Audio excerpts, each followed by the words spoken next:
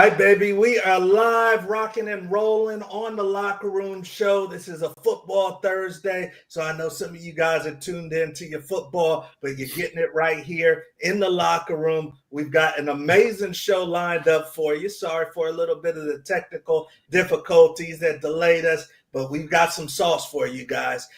It's very rare that you get a national championship winning head coach to come on to a show, especially during the season. He's not coaching right now, but he's got his hands in a lot, and he's graced us with his time tonight. So we're going to get into that here shortly. But first and foremost, what's going on, Guru? Man, what's going on, Coach? And it's playoffs, man. I love playoffs. That's why I talk about playoffs all the time, because playoffs is where, man, that's where you get your looks at, man. That's what it's scouting wise, man. Like high school playoffs. That's when you put your name on the map, man. So that's why I always talk about playoffs all the time. You show up in playoffs, you that's how you end up the man. All right, and talking about showing up on playoffs, Q, we got the person to talk to, the right person to talk to for that. And you guys, I am very fortunate to have this gentleman on the show tonight. We always try to bring you the best of the best. This is somebody that I've known since I was a teenager, running around Boulder, Colorado. He is a legend at the Division II ranks because he brought CSU Pueblo, you guys, Colorado State Pueblo, to national stardom, a powerhouse program. The program is still rocking based off of the momentum that he put into the program. He has produced NFL talent, and he stepped away. He stepped away at the pinnacle of his coaching career and has his hands in some other things now that we're going to get into. But I don't want to wait any longer. I want to welcome the great Coach John Wristen. How's it going, Coach? Well, I'm honored to be on this show, and I appreciate you guys let me come in and hopefully I can add to the value what you guys are doing. But I'm really excited. I get to talk football instead of trying to go raise money and handshake everybody. But I love talking football, so I was excited to jump on this. For sure. Oh, Coach, I appreciate it. I know it was short notice, but we go way back. We won a championship together, and then you won some on your own later on down the road. So I'm excited to get into this one, Coach, and thank you for the time. So let's get right into it. I mean, we have all of our topics on the bottom ticker. If you're joining us for the first time, I'm your host, Coach Wood. You got the Guru, and you got Coach Wristen with us. The topics are on the bottom ticker. A football life, Coach. Football's been good to you. You know, you played football. I know you and your wife have been around for it. You coached it. You've helped grow men into leaders. What does football mean to the Wristen family? Well, it's about, 365 days a year, right? And so you're doing football and building relationships 365. And so it's really, really important to us about our development and our growth of what we can do to help make young men better. That's the whole deal. But there's a process you got to understand, and that process is there's no really shortcut. I know everybody talks about that and they think it's coaches talk, but everybody wants to kind of have they just want to find an easy way. Well, for us in football life that try to monitor and do that, it's hard to explain what that is on a daily basis. It's 365, 7 days a week. You got to have a football life, football mentality, because you got to be all in. You got to have all that passion to be able to get that done. So, it's just something that I'm built and be a part of it. And so I feel very lucky to even have that chance. So. No, that's amazing, Coach. And I know you put your heart and soul into every team and player that you've coached. And that's why I want to have you on. So thank you for sharing that. What you were able to do at CSU Pueblo, I mean, I was looking at this, getting ready for the show. I mean, you look at from 2010 through 18 through 19, Coach. I mean, you guys were like the Alabama of Division II football, and obviously national champions. You were coach of the year at that level, coach. So when you think about consistency, because anybody can do it once, coach, but over a decade, kicking people's butt. What are some of the key factors that go into that level of consistency? Well, I think T Wood, number one, I think you got to be lucky, and we were lucky. Okay. And I'm a lucky dude. I don't want to think that I was a better coach than anybody else, but we worked hard and tried to do that. But two, T Wood, we try to develop a player-led culture. We still held everybody accountable, but we had our players lead other players and knew that they weren't going to toe the line and do it the right way, that there's going to be some accountability. So that winning consistency starts in the off season. It starts in everything you're going to do. It was funny. I was talking to our first team in 2009, and this kid brought it up. He goes, "What made you suspend our leading rusher and probably the best athlete?" And we had a bunch of guys that didn't understand football but we were lucky to have it when we're just starting out. I said, "Well, I tell you what, I gave him 3 strikes. He couldn't learn after the 3rd strike. I'm not going to lower our standard or culture." So I was very lucky to do that in the very beginning, because you can always lighten up, but you can't always go back and tighten the reins. So that winning consistency, in my mind, starts out with a daily process of doing things right, because you're judged in my mind, you're judged by what you do in the classroom and what you do socially and how you treat people. And if you do those things and you have those winning consistencies that I can get better, I can fine tune it a little bit. That's what we did. And we try to find the right people to be a part of it. But people want to be a part of a discipline program. People want to be held accountable. And I think in 2007, when I started this thing, and when I left UCLA to start this, I felt like I wanted to start this from a scratch and build it from a winning attitude. And that's where it starts, with your attitude and work ethic. Wow, Coach, that's a good illustration right there. What it took, to put the bricks down and lay the foundation for that program. And I know you're still proud so much of what they're doing up at CSU Pueblo. I know you guys are at the Division II level. Can you hold players accountable at the Division I level like you can once they're getting paid? Do you think coaches can still hold guys accountable? T Wood, that's a whole different dynamic that I think is kind of not what I'm used to in college sports, not how I was raised. I think you got to have a different outlook. I do believe that players should have to be able to have some monetary value in doing those things. But I think it should be rewarded, T Wood. I think it should be rewarded in a sense that, your first year, like the NFL, they have an NFL capologist per se. I know we got it, but they have a rookie contract. They have a second year. They have a 3rd year, 4th year. So I'm in my mind, I want to help develop young men understand you got to go work for some stuff. You got to just be handed to you and be able to help develop as you go through. So, those are the things that I believe in, is you got to go work to go earn something, because anything that's a reward is never really handed to you. You got to go earn it. And so that's kind of, I don't see that happening in a sense. I know there's a lot of great players getting paid and they're great and doing those things, but that's a fine, small percentage, and everybody wants to be associated with that. But the reality of us normal Joes, average Joes, you got to go to work and find a way to make a buck. And you got to have a way to go compete day in and day out in this society. The other thing is I think that we're losing sight of, how do you fight through the tough times anymore?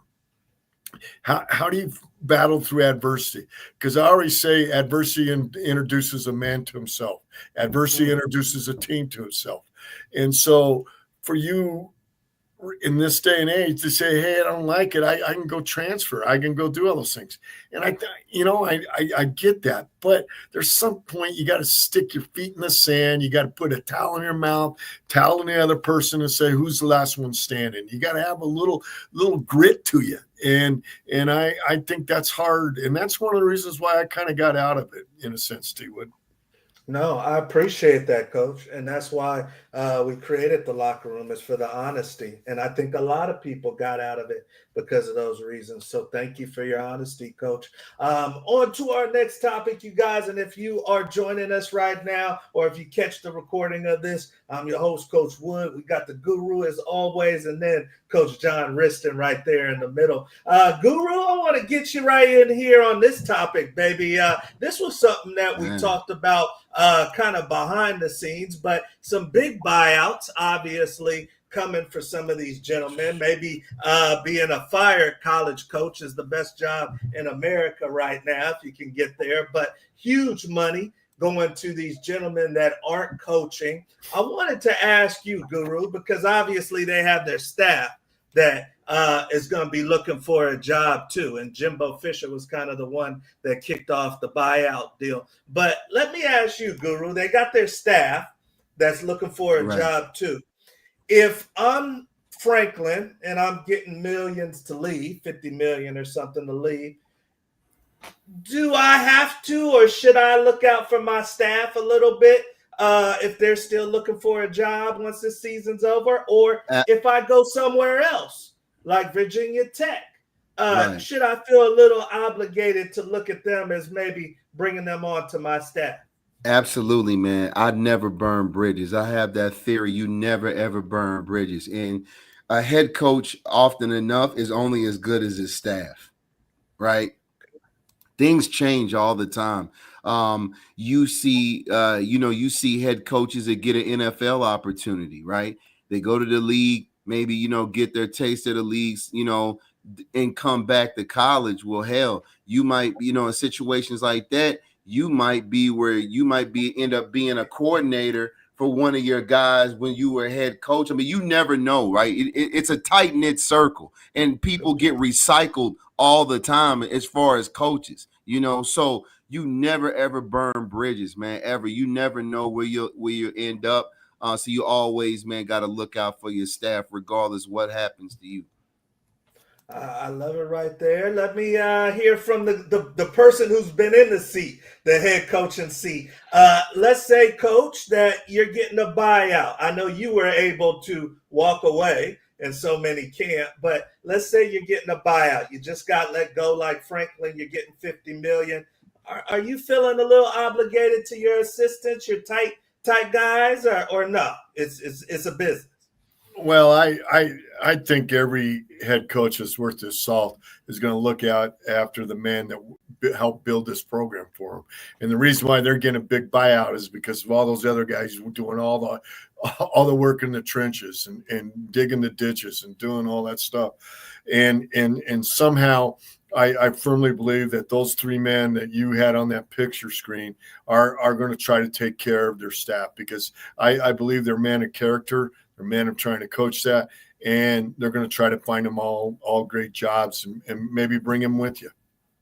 Yeah. Okay. Well, what I feel like in some cases, what they need to do is, when you have these substantial buyouts, it needs to be mandatory that a percentage of that buyout needs to be, like, whether it's 10, 15, 20%, whatever it is, a specified percentage needs to be equally distributed amongst that staff.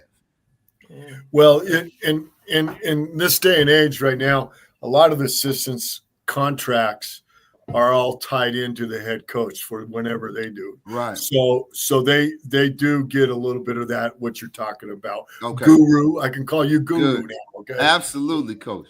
Okay. So they're going to be, it's just different, but a lot of the assistants now, with the way big money's running around, it wasn't like that when I was coaching Division I, but it's okay. And I mean, it is what it is.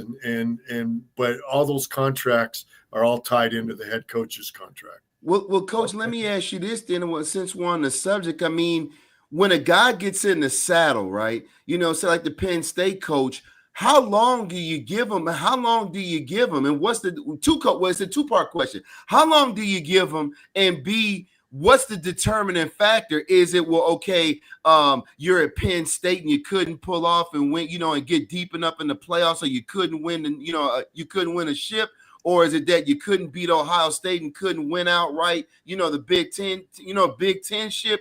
What's the determinant? Yeah, what's the determining factor for letting these high dollar coaches go? Well, it's like some of these guys are getting like 3 years max, and then they're getting the guillotine. It's like, well, dang. Well, I think there's so many other factors that go into those decisions that we're not privy to, and I do think that there's. In this day and age, and when we're paying players and doing all the different things, I think our fans have more of a voice than they've ever had. In my opinion, because I'm a coach and I've been born to coach, you need time. You need time to get your own guys. You need time to be able to develop people. You need time to help understand what a kid's like and how to push his buttons and develop all that. Yeah. And it takes time. Everybody thinks it wants to be a piece of a puzzle where you just go and you plug it in, and it's no. We're playing chess with these kids, and we're not playing checkers. Yeah. And so I think that's a hard question, but I believe in the coaches. I believe they're doing things. I mean, you know when you've lost the locker room. You know when you've lost those things. Yeah. But I've also seen people rally those things and be able to get those things done.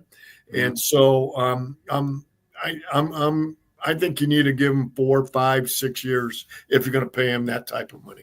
I agree. I feel like in some cases, man, these ADs are just pulling the trigger a little bit too fast, And then you got to consider too, a lot of times, depending on the school, some of these AD guys might not even be football guys. They might not even understand. It's just that they're just getting insurmountable pressure from outside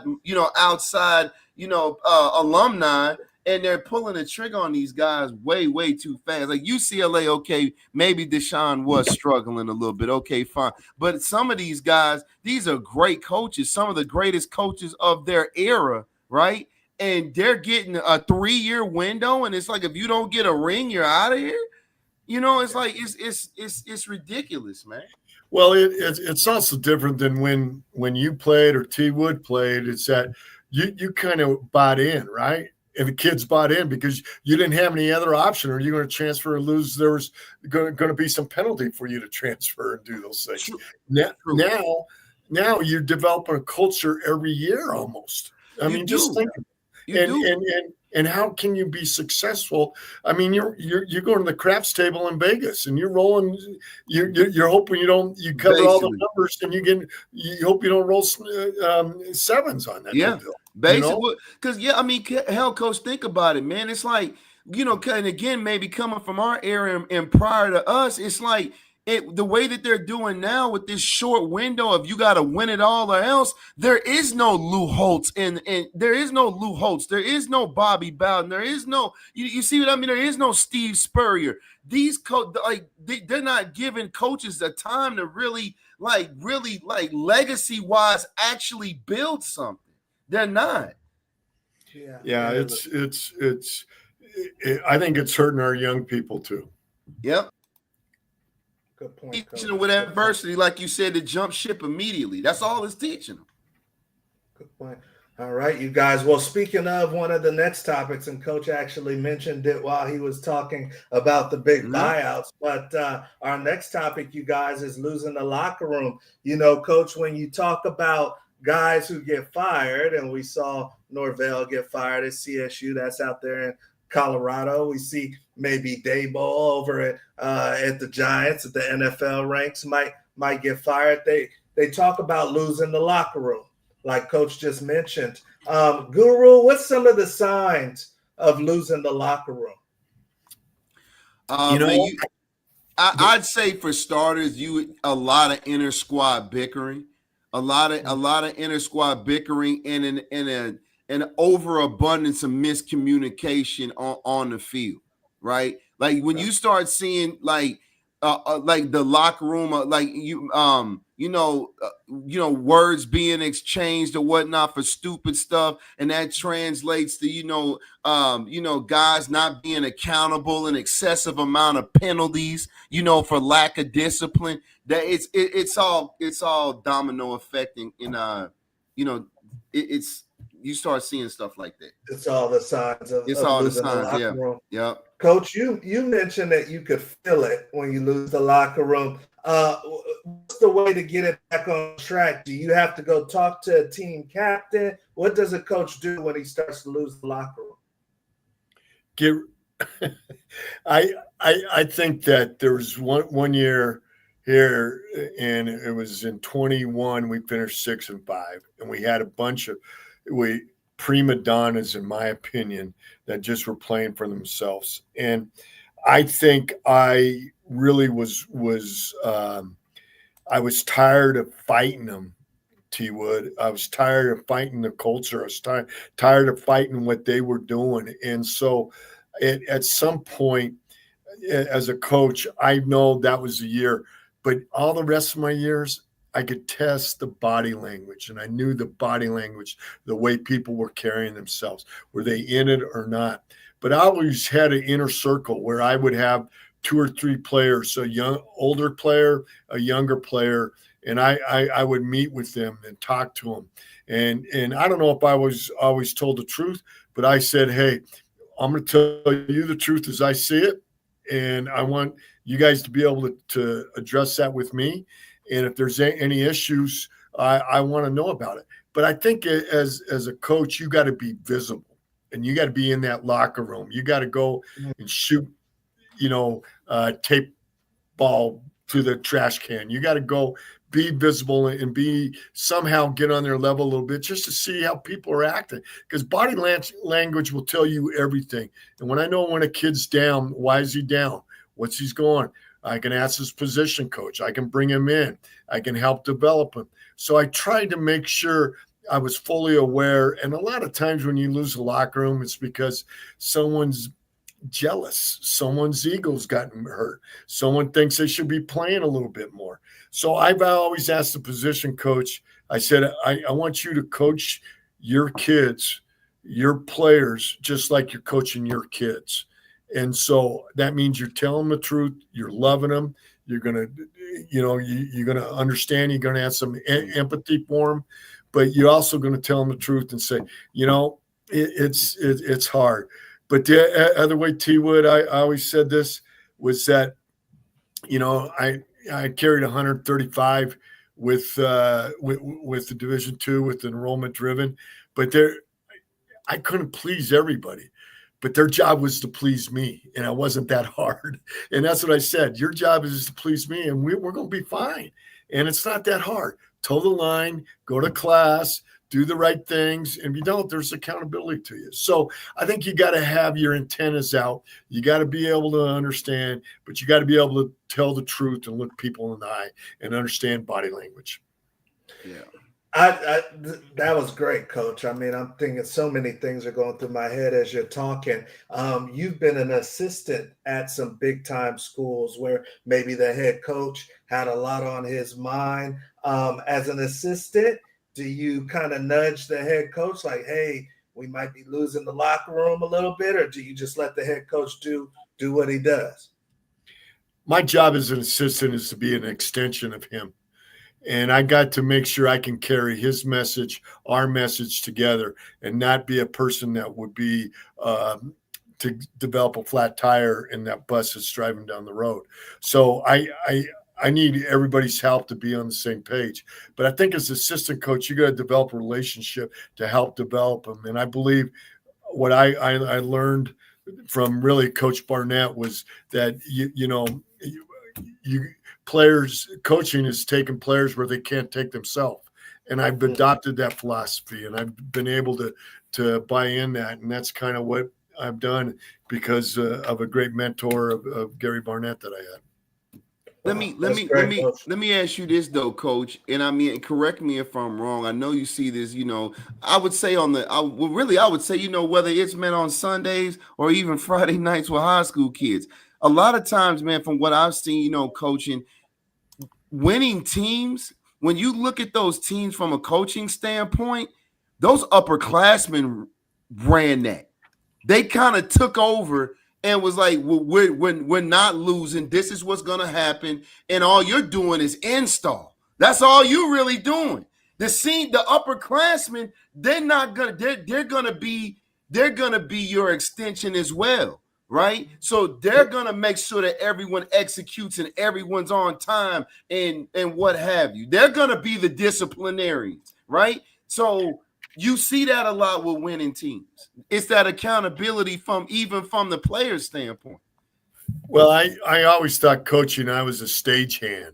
And a stagehand is a concert when someone's going out there to play. I pull the curtain, I roll the piano, I get everything ready for them to perform. And I'm the stagehand to be able to do that. And so I that's why I believe we had a players-led culture, and that's why we were successful because of that. Yeah. So it's funny. I just got a text from former player, a guy named Marcus Lindsay, Philip Lindsay's brother that played for me. And so I remember him coming in my office, and I had a saying. I said, you know what, Marcus, you can shit your friends. I'll shit my friends, but let's don't shit each other. And now he's a therapist. And he said, Coach, all I could hear you was saying that to me over and over and over.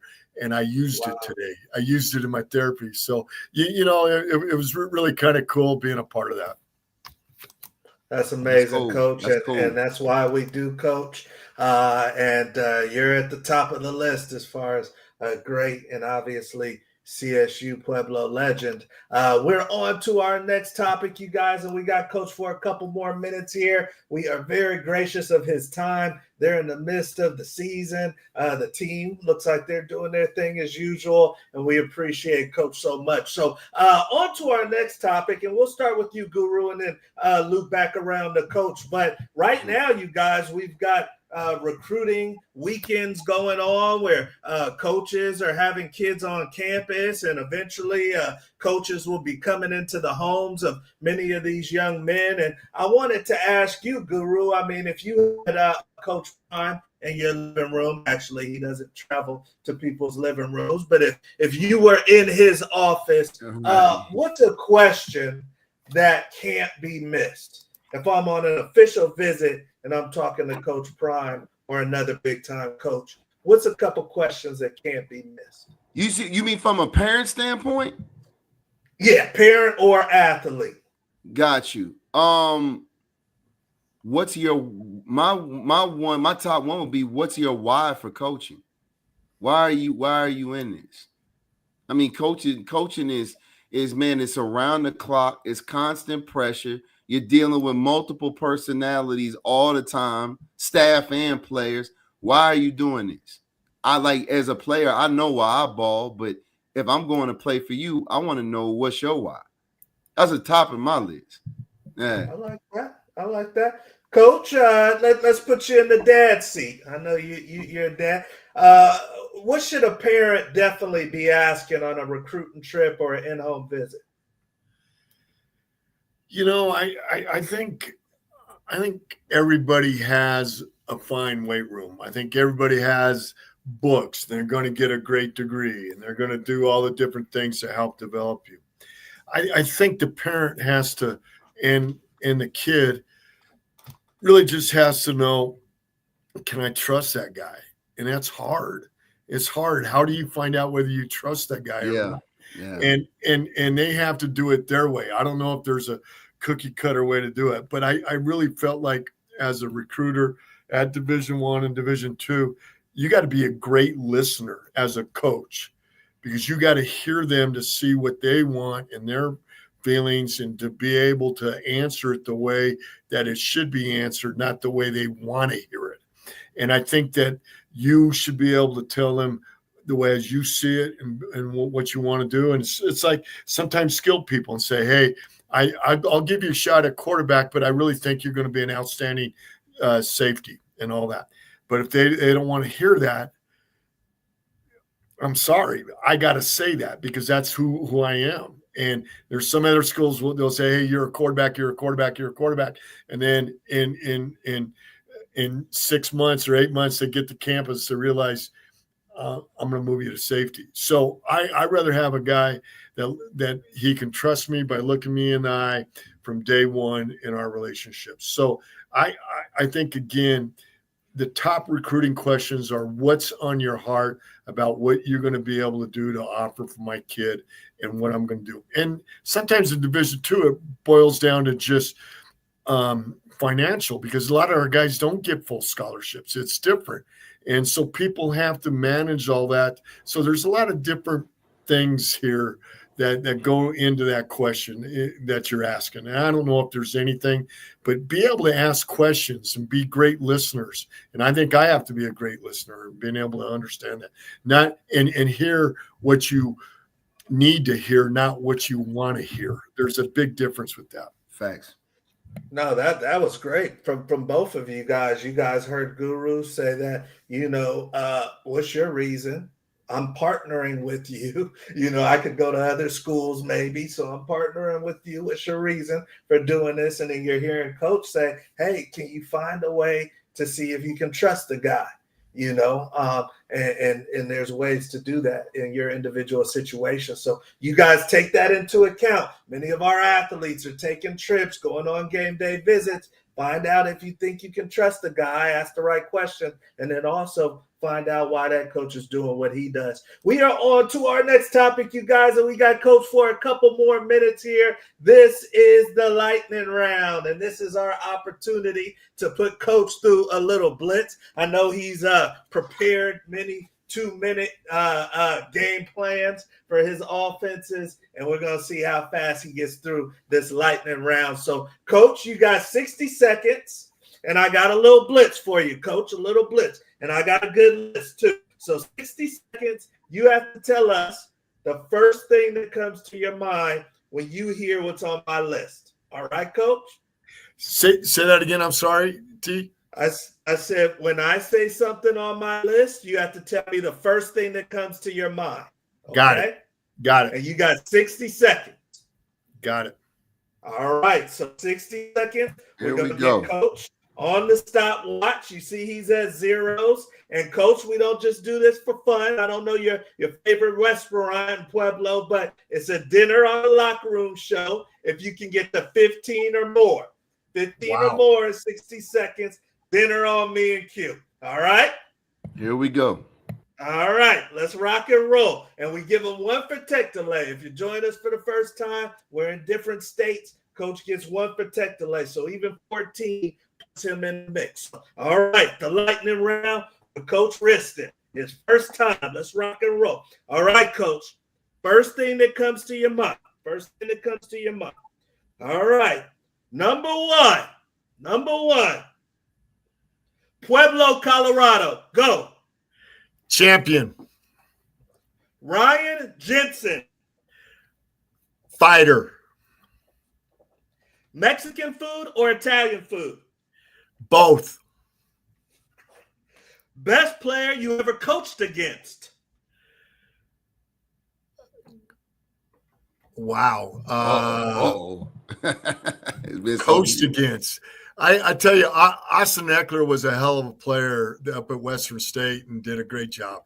Austin Eckler. Cut it off. Cut it there. There you go. Daniel Graham. First thing that comes to your mind. Great player. Trip to Nashville or trip to New Orleans? New Orleans. Favorite football movie? Brian's Song. You guys don't even know what that is. That song. Oh, yeah. I do. Oatmeal or cereal? 50 seconds, Coach. Oatmeal. The transfer portal. Hate it. Favorite football player growing up? Johnny Well, Unitas. Johnny U. Now, Coach. Gail Sayers was a Jayhawk. How I don't know that movie, man? Come on now. Yeah, I'm sorry, man. Guru, I'm sorry.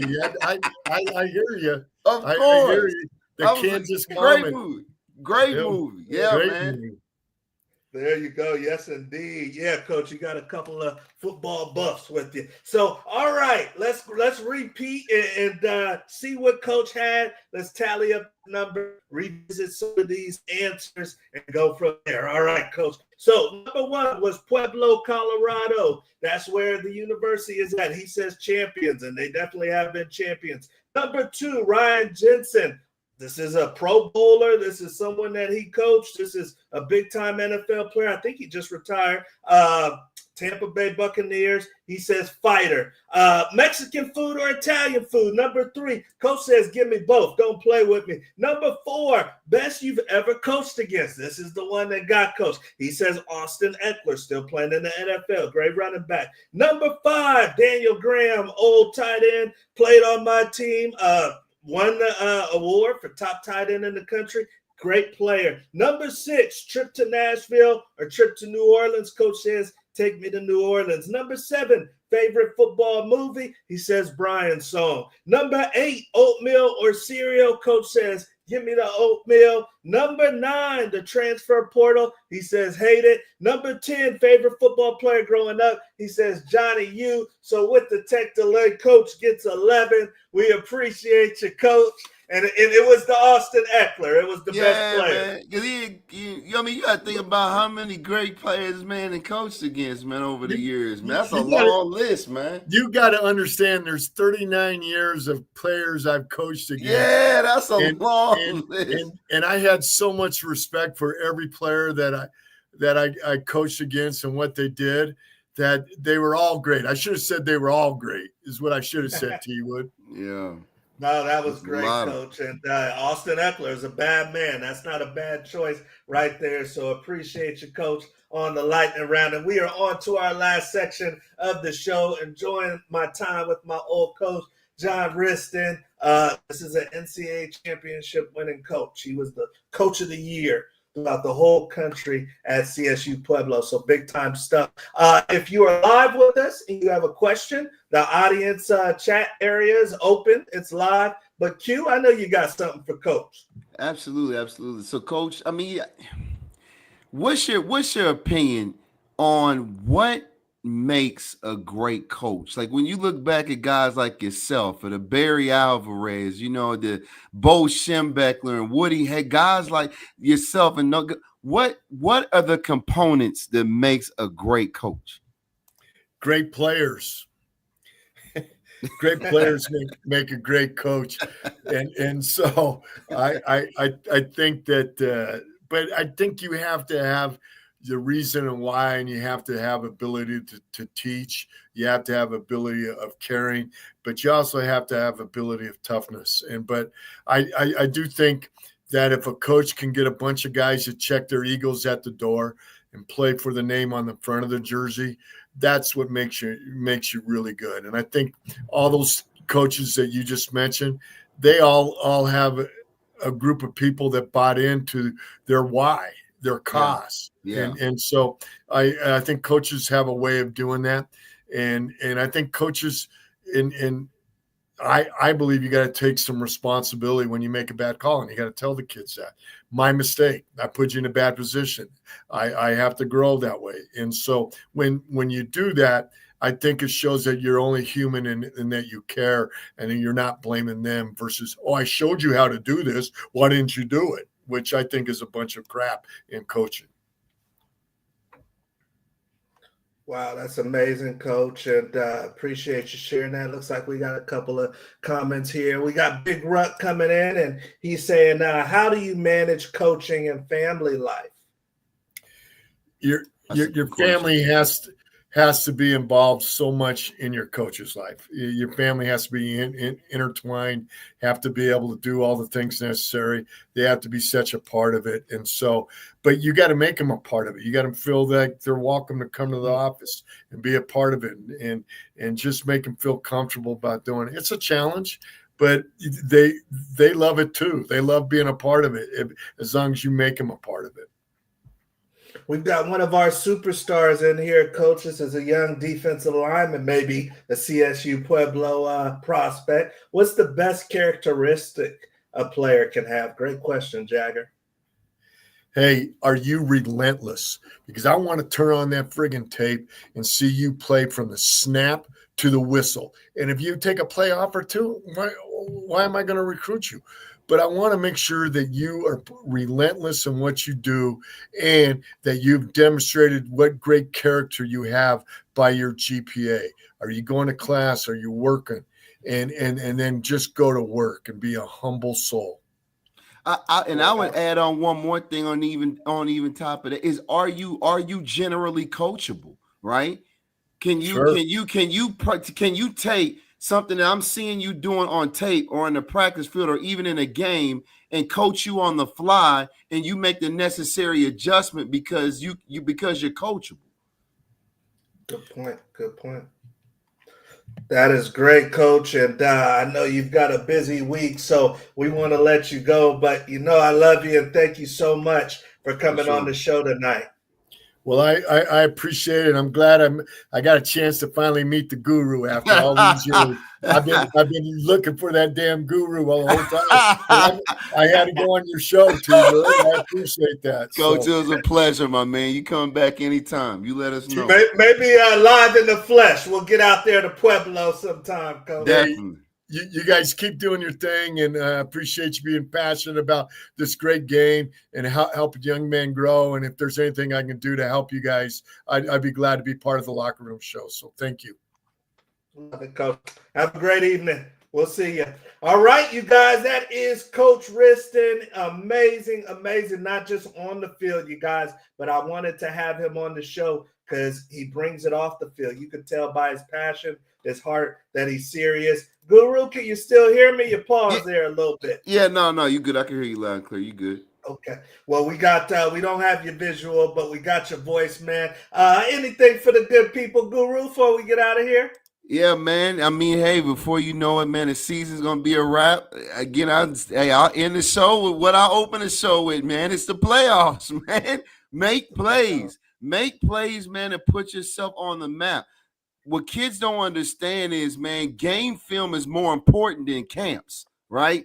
When you make plays in big time games, that right there is gonna put you above kids that are relying on camps, right? Camps are fine. Camps are great depending on ones you go to, but too many kids rely on camps. Rely on your plays made on tape in big games. That is how you get to college along with making your grades, period. And remember, now a lot of these colleges can get back on high school campuses, and you may see some of these coaches at your game. So make sure you stay ready. Another thing, you guys, is if your season is done or if you have a little gap between the end of your season and maybe a playoff game, find a way to get on campus. Find a way to get to a university near you. You don't have to spend a bunch of bucks. They may not even fully be recruiting you, but you can leverage the pictures. It keeps you in the environment, has the right mojo so that your school will come calling you soon. So get into the environment. Get around college coaches, players, and universities. All right. So hopefully you guys got a lot out of tonight's show. Coach Wristen, great, you guys. And CSU Pueblo, a lot of you young athletes need to take a very serious look at D2 CSU Pueblo because it's on a beautiful campus, you guys, and they do produce NFL talent. And they win. They win big time. So some of you guys, athletes, maybe working with us, maybe not, that listen to this show, you need to check out CSU Pueblo and make sure that you take a look at them. All right, you guys. So make sure you subscribe, like, and share, and get it out to all your teammates, your coaches, and friends. But that is it for tonight's show. I'm your host, Coach Wood. That's Guru in the dark that you can't see. And we'll see you at the top. Have a good one.